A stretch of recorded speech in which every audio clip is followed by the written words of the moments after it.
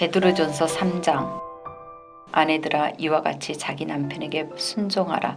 이는 혹 말씀을 순종하지 않는 자라도 말로 말미암지 않고 그 아내의 행실로 말미암아 구원을 받게 하려 함이니, 너희의 두려워하며 정결한 행실을 봄이라. 너희의 단장은 머리를 꾸미고 금을 차고 아름다운 옷을 입는 외모로 하지 말고, 오직 마음에 숨은 사람을 온유하고 안정한 심령에 썩지 아니할 것으로 하라. 이는 하나님 앞에 값진 것이니라. 전에 하나님께 소망을 두었던 거룩한 부녀들도 이와 같이 자기 남편에게 순종함으로 자기를 단장하였나니, 사라가 아브라함을 주라 칭하여 순종한 것 같이 너희는 선을 행하고 아무 두려운 일에도 놀라지 아니하며 그의 딸이 된 것이니라. 남편들아, 이와 같이 지식을 따라 너희 아내와 동거하고 그를 더 연약한 그릇이요 또 생명의 은혜를 함께 이어받을 자로 알아 기이 여기라.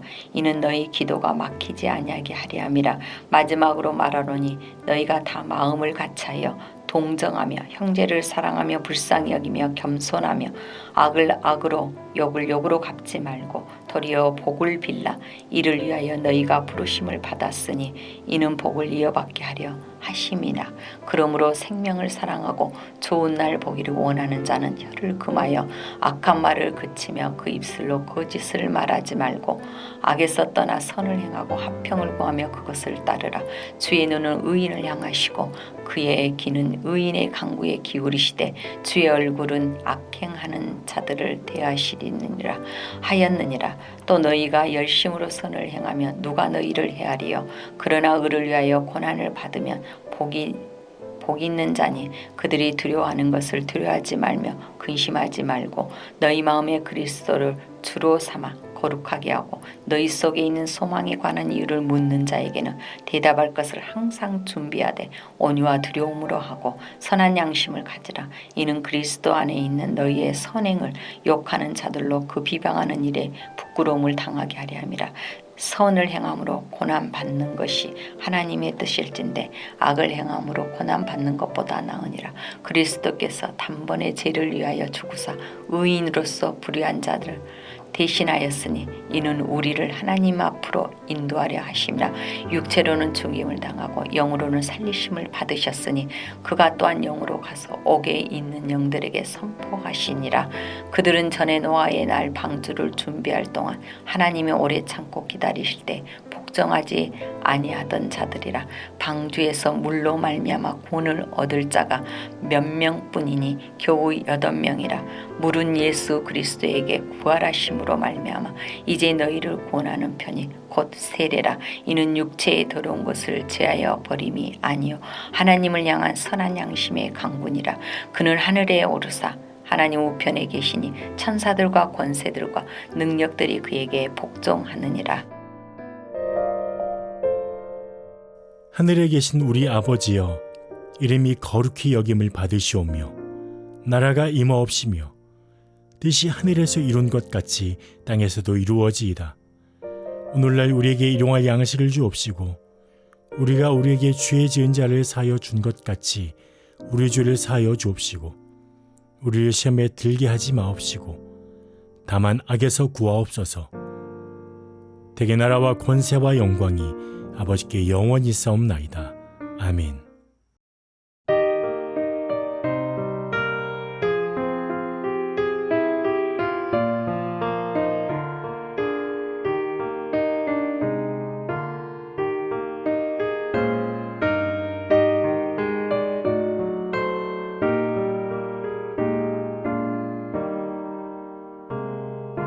내게 있는 모든 것을 아낌없이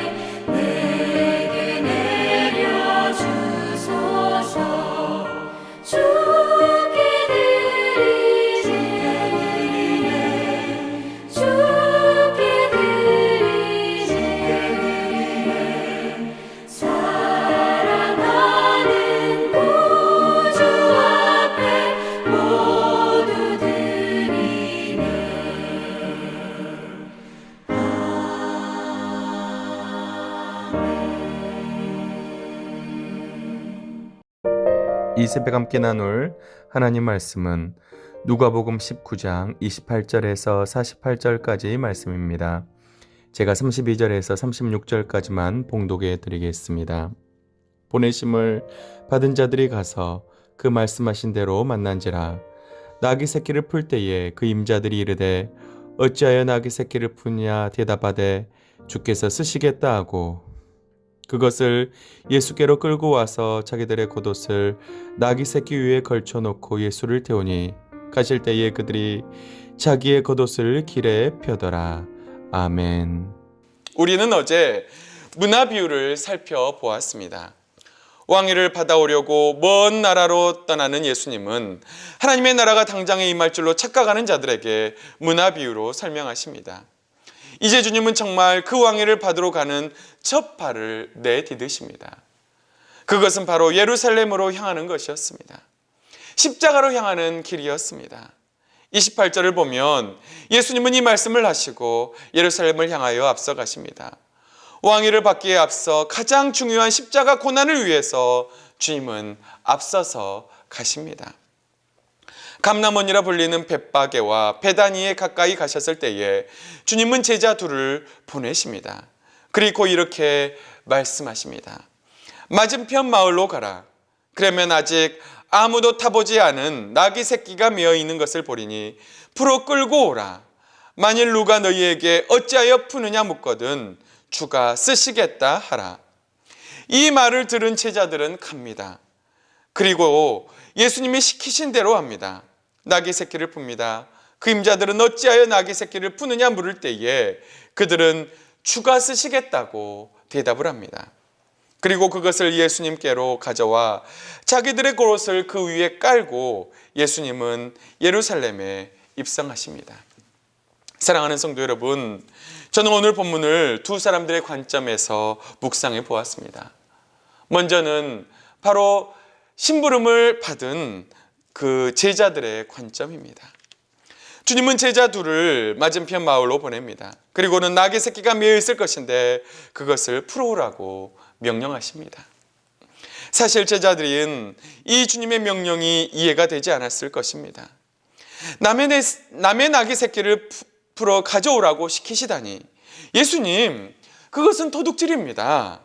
할 수도 있었습니다. 하지만 제자들은 주님이 시키신 대로 그 말씀 그대로 순종합니다. 32절에 이렇게 말씀합니다. 보내심을 받은 자들이 가서 그 말씀하신 대로 만난지라. 주님은 맞은편 마을로 가면 나귀 새끼가 메어 있는 것을 이미 아셨습니다. 그리고 그것을 가져오라고 하십니다. 우리가 순종할 때 역사가 일어납니다. 가나 혼인잔치에서 바로 그 종들은 물을 아구까지 채우고 갖다 주라는 주님의 말씀에 순종하였습니다. 그 말씀에 순종했을 때 물이 포도주로 변하는 역사가 일어났습니다. 하나님의 역사는 우리가 순종할 때 일어납니다. 비록 그것이 내 머리로는 이해되지 않는다 할지라도 우리가 순종할 때 하나님의 놀라운 역사가 일어나게 됩니다. 주님의 말씀에 늘 순종할 수 있는 사랑하는 성도님들 될 수 있기를 주님의 이름으로 축복합니다. 또 다른 하나는 나귀 주인의 관점입니다. 사실 나귀 주인의 입장에서는 제자들의 이 행동은 정말 어처구니가 없는 일이었습니다. 어이가 없는 일이었습니다. 여러분 한번 상상을 해보십시오. 누군가 여러분의 집에 주차된 차를 가져가려고 키를 가지고 바로 시동을 걸려고 한다고 생각을 해보십시오. 여러분 그것을 보고 순순히 가져가라고 할 사람이 누가 있겠습니까? 하지만 오늘 본문을 보면 나귀 임자들은 제자들의 행동에도 순순히 그 나귀 새끼를 내어줍니다. 그것은 다름 아닌 이 말 때문이었습니다. 주가 쓰시겠다 하라. 주가 쓰시겠다 하라. 주님은 지금 베다니에서 제자들에게 심부름을 시킵니다. 이 베다니는 나사로와 마르다 마리아 남매가 사는 그 마을이었습니다. 우리가 잘 알듯이 이곳에서 예수님은 죽은 나사로를 살려주셨습니다. 또 주님은 근처 마을들의 많은 병자들과 나병 환자들을 고쳐주셨습니다. 아마도 이 소식을 들은 이 나귀 새끼 임자들도 이 소식을 아마 들었을 것입니다. 처음 나귀 새끼를 풀 때에 그들은 왜 나귀 새끼를 푸느냐고 물었을 것입니다. 하지만 그들은 주가 쓰시겠다는 말 한마디에 아무 토를 달지 않고 순순히 그 나귀 새끼를 내어줍니다. 따라서 그 임자들이 자신의 나귀 새끼를 내어준 것은 자신들의 믿음을 주님께 드린 것과 같습니다. 주님이 쓰시겠다면 저의 나귀 새끼를 드리겠습니다. 주님이 쓰시겠다면 제 물질을 드리겠습니다. 주님이 쓰시겠다면 제 시간을 드리겠습니다. 주님이 쓰시겠다면 저의 몸을 드리겠습니다. 바로 이런 고백이었습니다. 사랑하는 성도 여러분, 지금도 주님은 우리에게 이렇게 말씀하고 있습니다. 주가 쓰시겠다 하라. 주님의 이 명령 앞에 우리의 물질, 우리의 시간, 우리의 가장 소중한 것들을 아낌없이 드릴 수 있기를 주님의 이름으로 축복합니다. 사랑하는 성도 여러분, 사실 이 본문은 예수님이 하나님 말씀을 성취하기 위해서 하신 말씀입니다. 예수님은 구약의 말씀을 성취하기 위해서 나귀 새끼를 풀어오라고 명령하신 것입니다. 스가랴 9장 9절은 이렇게 말씀합니다. 시온에 따라 크게 기뻐할지어다. 예루살렘에 따라 즐거이 부를지어다. 보라, 내 왕이 내게 임하시나니 그는 공의로우시며 구원을 베푸시며 겸손하여서 나귀를 타시나니 나귀의 작은 것 곧 나귀 새끼니라. 하나님은 이미 스가랴를 통해서 예수님이 나귀 새끼를 타시고 예루살렘에 입성할 것을 예언을 하셨습니다. 그런데 주님이 타신 것은 나귀가 아니라 바로 나귀 새끼였습니다. 초라한 나귀 새끼를 타시고 예루살렘에 입성하셨습니다. 겸손하신 예수님은 초라한 나귀 새끼를 타고 십자가를 지기 위해서 예루살렘에 입성하셨습니다. 나귀 새끼를 예수님께로 끌고 와서 사람들은 자신들의 겉옷을 그 나귀 새끼 위에다가 얹습니다. 그리고 길에다가 자신들의 겉옷을 펴옵니다. 그리고 예수님을 태우고 자신들의 겉옷을 펴고 주님은 예루살렘에 입성하십니다. 길에 겉옷을 까는 것은 당시의 통치자들에게 경의를 표하는 행동이었다고 합니다. 따라서 그들이 겉옷을 펴고 예수님을 맞은 것은 이 땅에 오신 예수님을 바로 메시아로, 최고의 통치자로 경의와 존경을 표한 행동이라고 할 수가 있습니다. 나귀 새끼를 타고 오신 예수님, 주님은 지금도 화려하고 힘 있는 것을 사용하는 것이 아닙니다. 나약한 것들을 사용하십니다. 하나님은 세상의 천한 것들을 택하여 있는 자들을 부끄럽게 하려 하심이라고 말씀하고 있습니다. 부족한 우리를 통해서, 미련한 우리를 통해서 하나님은 하나님의 일들을 이루어 가십니다. 나약하다고 부족하다고 뒤로 뺄 것이 아니라 주님이 쓰시겠다면 나를 사용하시옵소서 고백하는 사랑하는 성도님들 될 수 있기를 주님의 이름으로 축복합니다. 사랑하는 성도 여러분, 오늘 예수님은 제자들에게 나귀 새끼를 풀어오라고 명령하십니다. 순종했던 두 명의 제자들처럼 우리의 머리로 이해되지 않아도 순종하는 우리의 삶이 될 수 있기를 원합니다. 또한 나귀 새끼 임자들은 주가 쓰시겠다는 제자들의 말에 나귀 새끼를 순순히 내어 주었습니다. 우리도 주님이 쓰시겠다면 우리의 시간과 물질, 우리의 가장 소중한 것들을 주님께 내어줄 수 있기를 원합니다. 우리는 지금 사순절을 지나고 있습니다. 십자가를 지시기 위해 예루살렘에 입성하시는 예수님, 그 주님의 마음이 얼마나 아프셨을까요? 예루살렘 성을 주님은 바라보시면서 주님은 눈물을 흘리셨습니다. 우리의 구원을 이루기 위해 묵묵히 하나님의 뜻에 순종하시는 주님의 모습이 얼마나 감사합니까?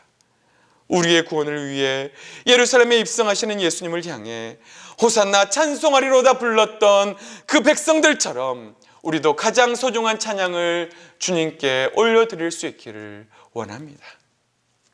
또한 우리의 가장 소중한 것을 하나님께 사랑으로 드릴 수 있기를 원합니다. 주가 쓰시겠다는 말에 믿음으로 가장 소중한 것을 내어드릴 수 있는 우리 사랑하는 모든 동명교회 성도님들 될 수 있기를 진심으로 주님의 이름으로 축복합니다. 우리 다 같이 기도하겠습니다. 하나님 아버지 감사합니다.